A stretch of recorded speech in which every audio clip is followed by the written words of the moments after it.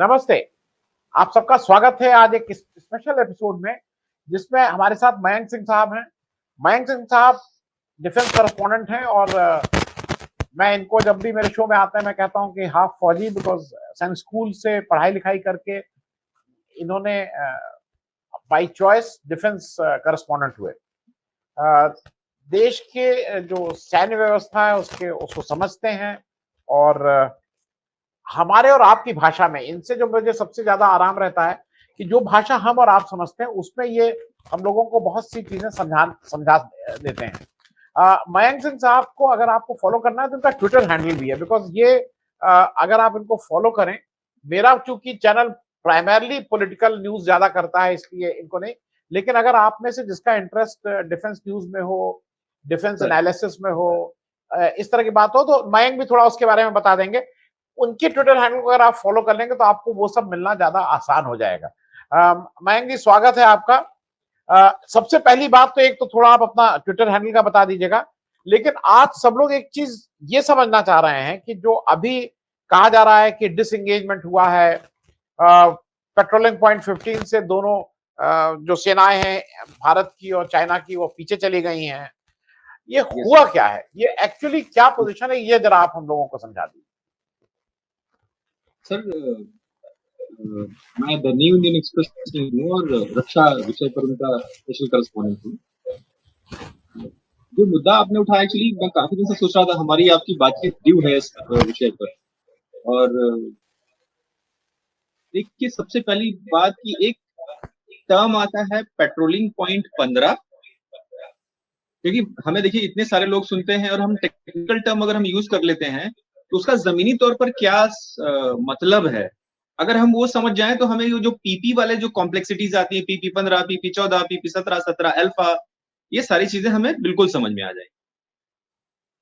तो जमीनी तौर पर ये हुआ कि 1962 के बाद जब फौजें अलग हुई और फिर जाना दोबारा हमारी सेना जाना शुरू हुई अपने अपने बॉर्डर इलाकों पर, जो कि अभी भी डिमार्केटेड नहीं है।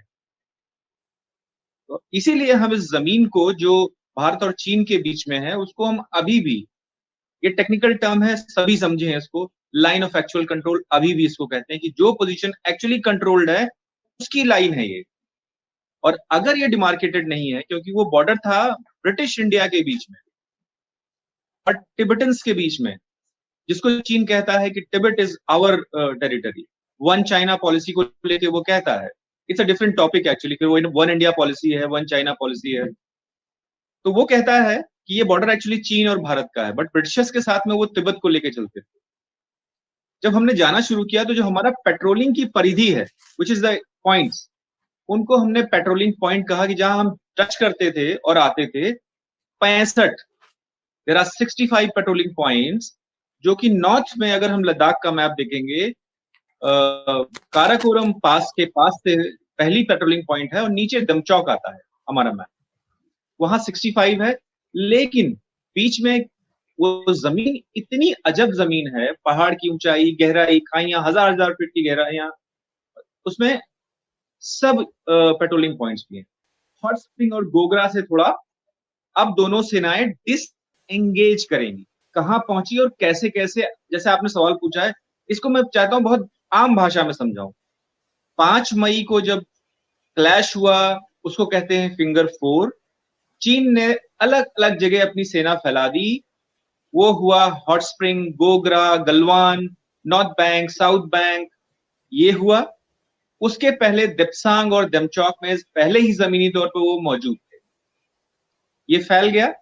उसके बाद चीजें जब भी हमारी आपस में बातचीत हुई, जो कि 16 अभी तक कोर कमांडर लेवल पे हो चुकी, यही वो क्लैशेस हैं जिसके बाद हमने पहली बार इंट्रोड्यूस किया कि लेफ्टिनेंट जनरल लेवल पे टॉक होगी, अदरवाइज मेजर जनरल लेवल पे ही बात हुआ करती थी।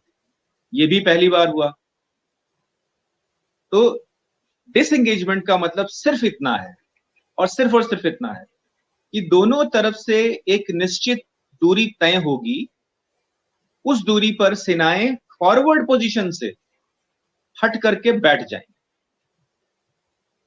तो डिसएंगेज हुए, अब ले आते हैं पीपी 15 से, अगर डिसएंगेज हुए तो वो उन्होंने मान लीजिए परिधि तय की है कि मैं 4 किलोमीटर पीछे जाऊंगा और आप भी 4 किलोमीटर पीछे जाएं, तो वो सेंट्रल पॉइंट जो भी उनका अपना आपस का वो जिन्होंने माना होगा, उससे वो 4-4 किलोमीटर पीछे गए, और बीच में जैसी आपस की एग्रीमेंट होगी कि अगर मैं जैसा एक एग्रीमेंट याद दिलाऊंगा कि जब नॉर्थ बैंक पे जो एग्रीमेंट हुआ है पैंगोंग सो, जिसको सो का मतलब लेक है एक्चुअली, तो पैंगोंग सो पे जो एग्रीमेंट है वो ये कहता है कि चीन की सेना नॉर्थ ऑफ फिंगर 8 पे जाएगी, भारत की सेना बिहाइंड फिंगर 4 आएगी। अब जो बीच का दायरा बचा वो 8 फिंगर्स हैं, तो जो फिंगर 4, 5, 6, 7 और 8 है, उसका जो डिस्टेंस है आपस का, वो हो गया बफर जोन। बफर जोन होने का मतलब जब बफर जोन बने उससे पहले ये होगा कि अगर अपनी सेना को रखने के लिए, अंग्रेजी में हैबिटेट कहते हैं और हिंदी में उसको कहेंगे कि रहन सहन के लिए जो जमीनी तौर पर स्ट्रक्चर क्रिएट किए गए, उनको जमींदोज करना पड़े, they will have to bring it down to the ground, या कोई बंकर बनाया है, या कोई गन पोजीशन बनाई है, या लेइंग की गई है, टनल ट्रेंचिंग की गई है, वो सब जमींदोज होंगी, मतलब प्लेन होगा एज इट इज। तो यही डिसएंगेजमेंट PP-15 पे भी अब जाके हुआ है, जिसको ये कह रहे हैं कि जिसका समझौता कोर कमांडर 16वें जब बात हुई थी उसमें इसके बीच में बातचीत हुई थी। ये है जमीनी तौर पर। जी मयंक जी, जो मैं आम उसमें जो समझा हूँ, जो ये जो डिसएंगेजमेंट है, इसके साथ जो आप हम लोग को जैसा मई 2020 में जो हॉस्टिलिटी शुरू हुई थी, वो पेंगोंग लेक के नॉर्थ और साउथ दोनों तरफ से अब कंप्लीट हो गई। वहां पे अब कोई मतलब एक दूसरे के आमने सामने नहीं, अब हम लोग डिसएंगेज हो गए एज फार एज पेंगोंग। लेकिन लोग अभी भी कह रहे हैं चीन की और इंडिया की आर्मी जो अभी भी ट्रेडिशनल पेट्रोलिंग एरिया थी हमारी, LAC पर डेप्सोंग और चारडंग नाला और ये सब, वहां पे अभी भी डिसएंगेज नहीं हुए, अभी भी हम आमने सामने खड़े हुए हैं। उसको जरा समझा देते हैं। तो देखिए, मैं अभी बात कर रहा था बहुत सारे लोगों से, आप जब ये कह दें कि भाई ये तो लेगेसी का मामला है, तो इसके कई मायने निकाले जाएं कि अगर जब आप लेगेसी का मामला कह रहे हैं तो आप ये कह रहे हैं कि पहले ये 4 अभी भी जो हुए उनको हो जाने दो, बाकी ठीक है, होगा होगा नहीं होगा उसकी बाद में देख लेंगे, पहले लेगेसी मामला है भाई वो। अगर ये टर्म करेंगे तो कई एक्सपर्ट से हमारी बात हुई, उन्होंने कहा कम्युनिकेशन की भाषा में ही एक नकारात्मक संदेश जाता है। ये कहना इसलिए जरूरी है कि कहीं हम उस लेगेसी वाले में फंस ना जाए। अब यहाँ बात क्यों कहा मैंने लेगेसी, 2013 के आसपास दिप्सांग में उस तरफ से लोग आए, चीन की तरफ से line of actual control cross करके लोग आए। डेमचौक में 2017 या 2018 के आसपास 3 टेंट बने। वो जमीन तकनीकी इतने खेल हैं उस जमीन पर कि अपने कब्जे को हम सर्टिफाई करा ले जाएं, या हम अपने कब्जे को अप्रूव करा ले जाएं, ये खेल चल रहा है जमीन पर, जिसको जनरल विपिन रावत कहते थे कि इट इज अ सलामी स्लाइसिंग, टैक्टिक्स ऑफ सलामी स्लाइसिंग, मतलब धीरे धीरे धीरे, मतलब परत दर परत 200 मीटर 200 मीटर 150 मीटर काटते चले जाएं जमीन को, ये है सलामी स्लाइसिंग। वो चीन की तरफ वो दोनों अभी भी कंटिन्यू कर रहे हैं। डेमचौक और दिप्सांग के जो स्टैंड ऑफ है वो अभी भी एज इट इज बना हुआ। हाँ, लेकिन इसमें जो जो मैं एक थोड़ा पॉलिटिकल क्वेश्चन इसलिए ले रहा हूँ कि लोगों को तो समझ में आता नहीं है। मतलब कुछ पॉलिटिकल पार्टीज का आरोप ये है कि चाइना अब 30 महीने के बाद भी, जो एक टर्म उस समय बहुत यूज होता था, स्टेटस को एंटे लोग कहते हैं, एज ऑफ अप्रैल 2020 की स्थिति पर हम लोग नहीं पहुंचे।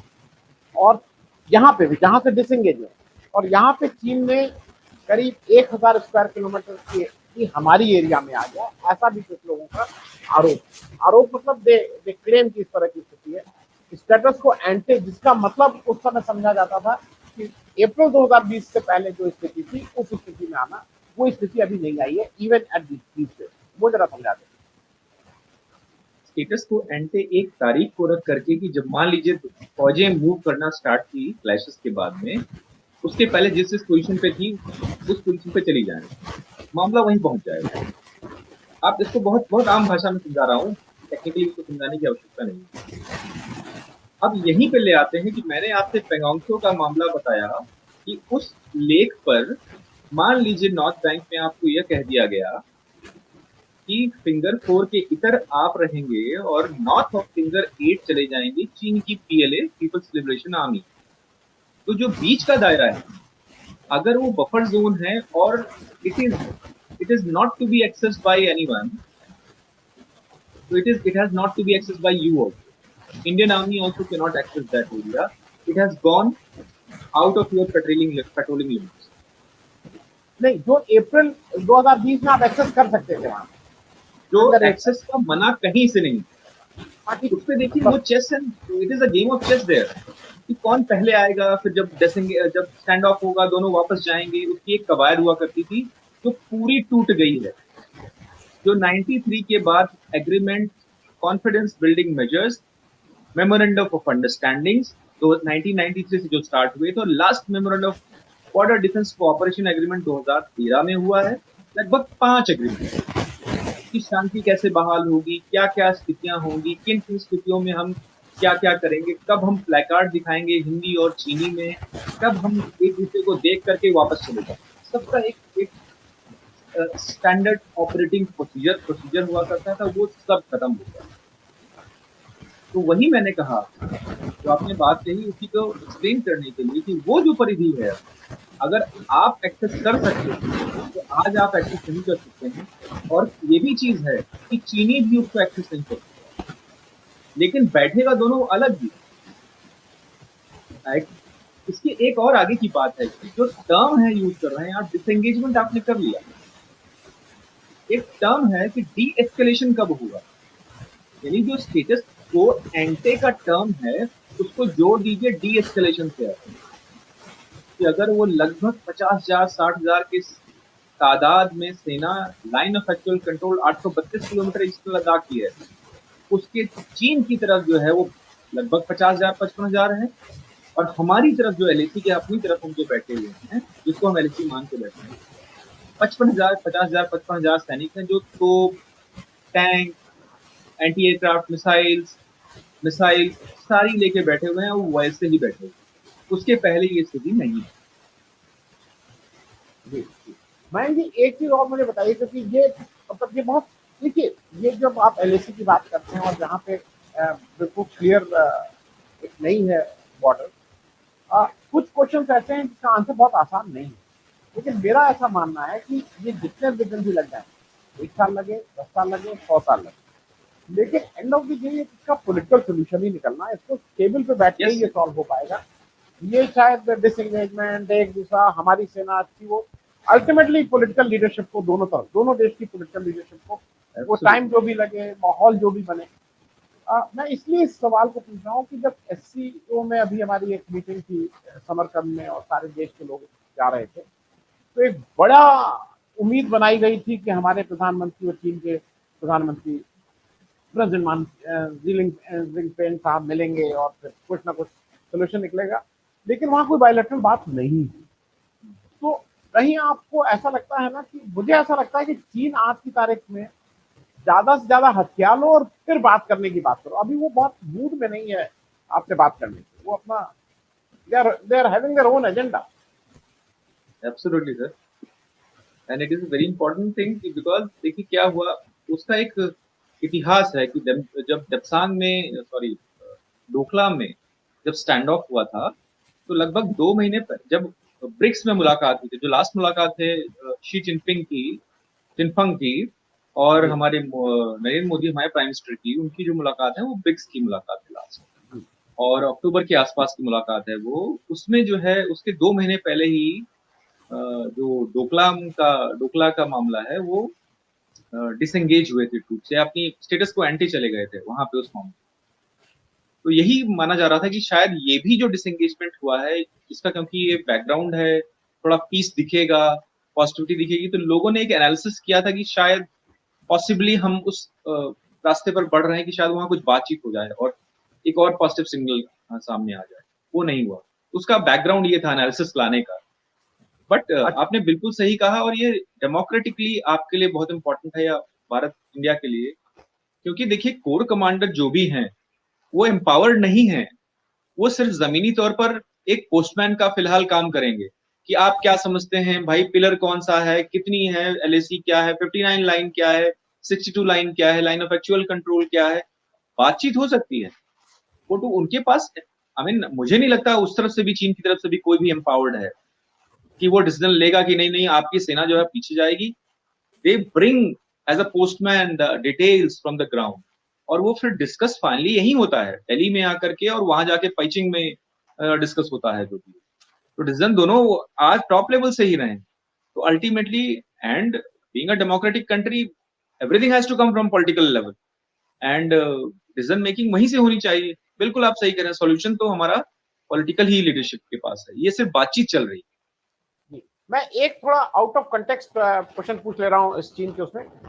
मुझे एक चीज समझ नहीं आ रही कि हमारे जनरल रावत जो सीडीएस साहब थे, वो जब नहीं रहे हैं, आज तक हम दूसरा सीडीएस क्यों नहीं बना रहे हैं? या तो उस पोस्ट की अहमियत ही नहीं है, जरूरत ही नहीं, और अगर जरूरत है तो सबसे टॉप को आप खाली कैसे रख सकते हैं? मतलब do you have an answer?